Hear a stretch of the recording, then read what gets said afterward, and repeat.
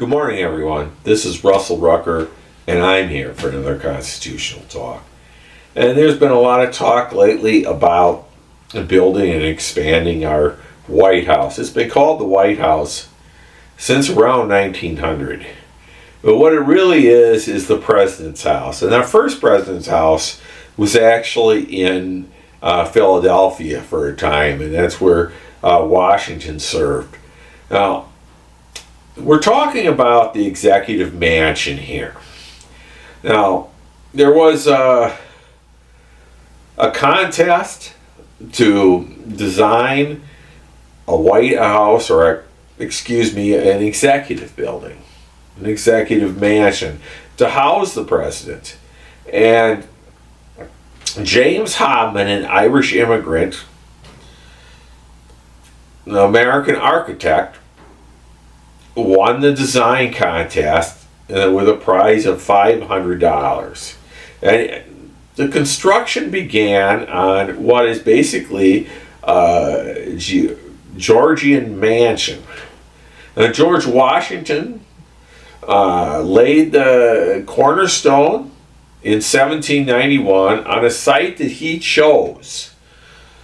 And now, this site came from the 10-mile square area that was to house our federal government.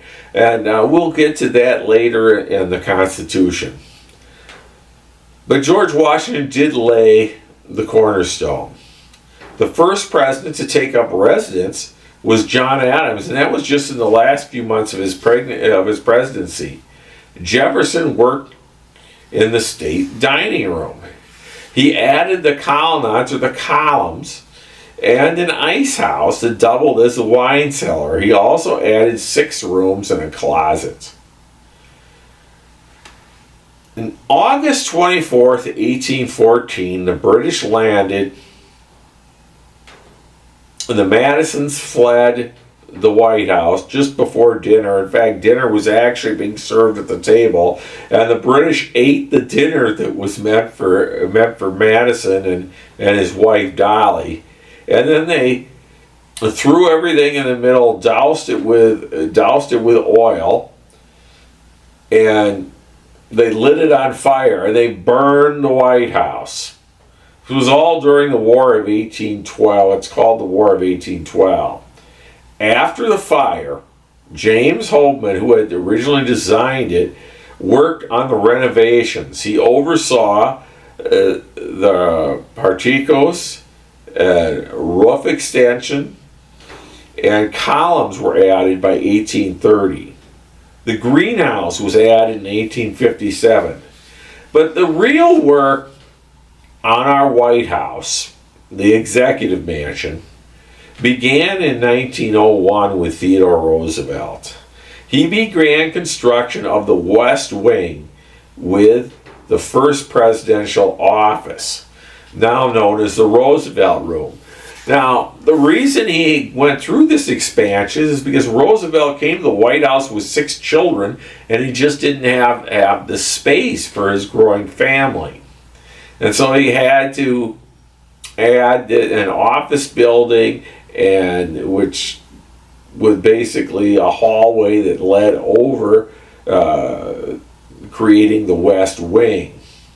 Edith Roosevelt put in a colonial garden in 1903. Taft made the West Wing permanent. He remodeled it and created the Oval Office in 1909. Ellen Wilson replaced the colonial garden with a rose garden in 1913. The last wing was added in 1942, which is known as the East Wing, and this is what they're talking about renovating today for a ballroom. Truman's daughter's piano fell through the floor, and they were forced to move across the street while renovations began. They put steel beams in, they shored up the White House and completely renovated it. The White House was in danger of collapse, and this is why the piano went through and why they had to move across the street. But they finished renovating the White House by 1952, just in time for them to move back in. And then of course Ike became president for 8 years and served in the White House for that time. Kennedy's wife had fireplaces repaired. She was appalled at the condition of the White House and why they couldn't even light a fire in the fireplace because they weren't workable. But she managed to find money to take care of that, and it was declared a museum at that time, and Congress established a museum curator for it. Richard Nixon was elected in '68, and he added a bowling alley downstairs in the East Wing.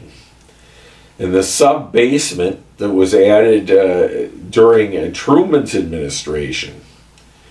Now, this was towards the end of World War II, and they put in a bunker down there. Ford added a swimming pool. He was an avid swimmer. Carter installed solar panels.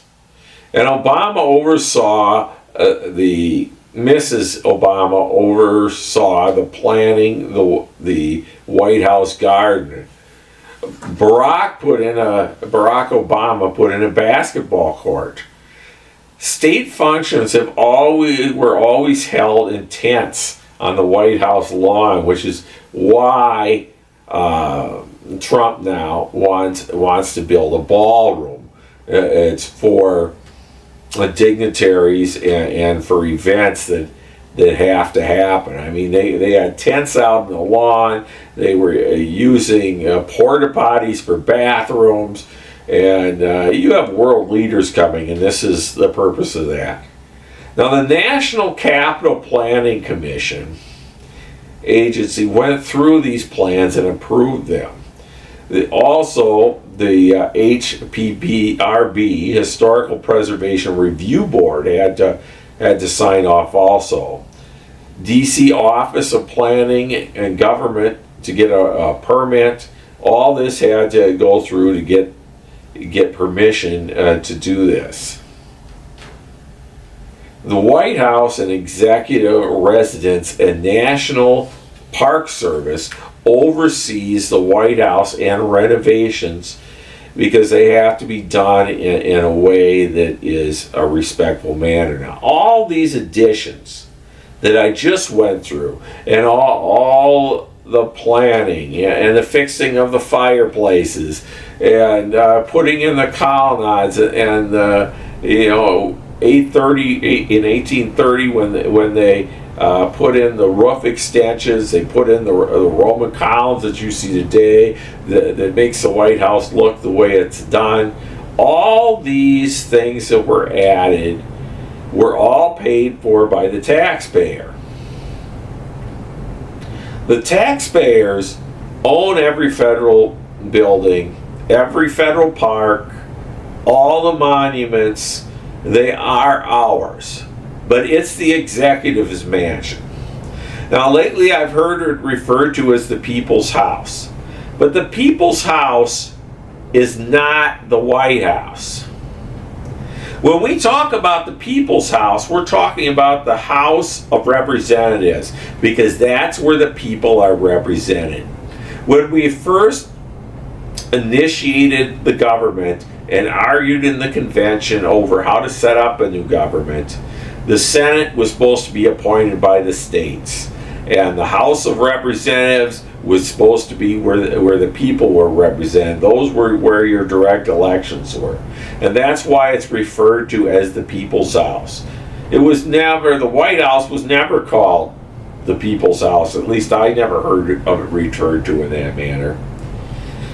It wasn't even called the White House till around 1900. It's the executive mansion. And it's a place to house the president and the executive branch, and numerous offices are there to do the work necessary of the executive branch. So that's what it is. And honestly, it kind of bothers me a little bit when we're referring to it as the people's house, because it clearly was never meant to be the people's house. In fact, even in the convention, they refer to the House of Representatives as the people's house. That's what it really is. Now, all these improvements and things that were done were all done on the taxpayer dime, which makes this one different, because this edition is being paid for by donations from corporations. And so that does make this edition a little different. We'll probably be using that space for a very long time.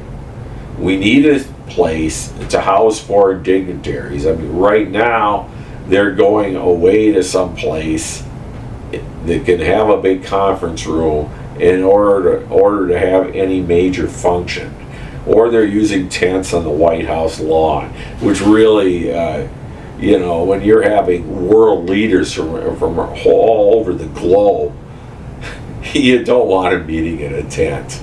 It's not the Sahara Desert. So really, that's what's important here. Now, I do want to mention, because people have tried to say that it's unconstitutional to do these renovations.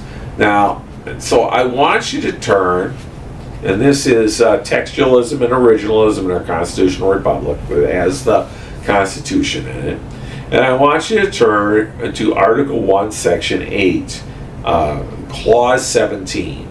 To exercise exclusive legislation in all cases whatsoever, such district not exceeding 10 miles square as may be made by secession of particular states and the acceptance of Congress became the seat of government of the United States, and to exercise like authority to over all places purchased by the consent of the legislature of the state in which the same shall be for the erection of forts, magazines, arsenals, dockyards, and any other useful building or needful buildings, and to make all laws which shall be necessary and proper for carrying into execution the foregoing powers and all other powers vested in the Constitution of the government of the United States or in any department or office thereof.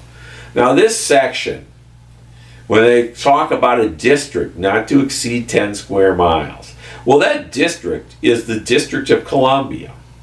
Maryland and Virginia both gave land up for this district, and that's where your White House, your Capitol building is, the Senate office building, the Judicial Supreme Court is housed. This is where all these things are. It also has a lot of monuments like the Lincoln Memorial, the Washington Memorial, the National Mall is there, and all this area is where our federal government is housed.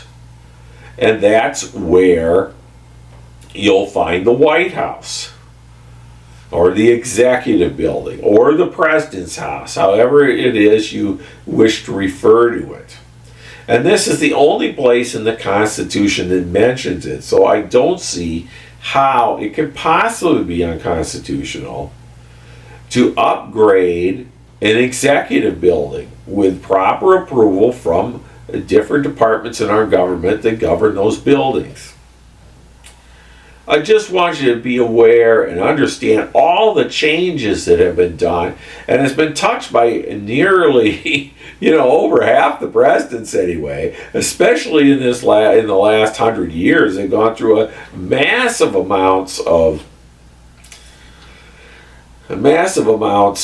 renovations. I mean, they put a greenhouse in 1857, and then it was removed later. Was removed for the East Wing. The First Lady has her office in the East Wing. We've replaced a colonial garden with a rose garden. Mrs. Obama expanded the rose garden, oversaw that. Mrs. Kennedy found money for redoing the fireplaces. A lot of these First Ladies that we discussed have had all kinds of different renovations going on. I hope you get a little from the talk. We'll catch you next week on the next Constitutional Talk. You folks have a good day for now. Think about the need for advancement and what we have to do for upgrading our facilities from time to time. Have a good day for now, folks. We'll catch you next time on the next Constitutional Talk. Bye for now.